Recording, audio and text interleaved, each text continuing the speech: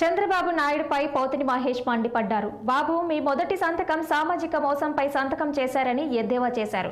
2014లో జగన్మోహన్ రెడ్డికి మించి మీరు సామాజిక న్యాయం చేయాలి, కానీ బీసీ, ఎస్సీ, ఎస్టీ, ముస్లింలకు ఎందుకు మొండి చేయి చూపించారని ప్రశ్నించారు. జగన్మోహన్ రెడ్డి 2019 నుంచి 2024 మధ్య 10 మంది బీసీ, కాపు, ఎస్సీ, ఎస్టీ, ముస్లిం వర్గాల వారిని ఉప ముఖ్యమంత్రులుగా చేసి సామాజిక మార్పు ద్వారా ఆత్మ గౌరవాన్ని పెంచారని పోతిని మహేష్ పేర్కొన్నారు. నమస్కారం. చంద్రబాబు నాయుడు గారి కూటమి ప్రభుత్వం అధికారంలోకి రావంగానే సామాజిక న్యాయం ఎక్కడా అని నేను సూటిగా ప్రశ్నిస్తా ఉన్నా. మీ మొదటి సంతకమే సామాజిక మోసంపై చేశారు. సామాజిక మోసంపై చేశారు.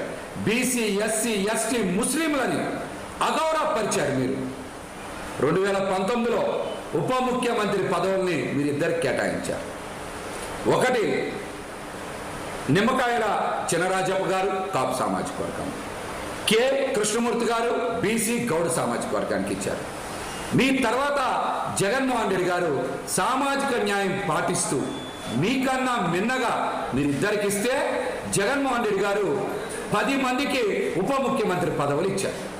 ఆయన 5 ఏళ్ల పాలనలో బీసీ, ఎస్సీ, ఎస్టీ, ముస్లిం, కాపు వర్గాలకి ఉప ముఖ్యమంత్రి పదవులు ఇచ్చి ఆ సామాజిక వర్గాల ఆత్మ గౌరవాన్ని పెంచారు. సామాజిక న్యాయం చేశారు. సోషల్ ఇంజనీరింగ్ లో ఆయన విప్లవాత్మకమైనటువంటి మార్పులు తెచ్చేటువంటి ప్రయత్నం చేశారు. మీరు అంతకన్నా మిన్నగా చేయాలి.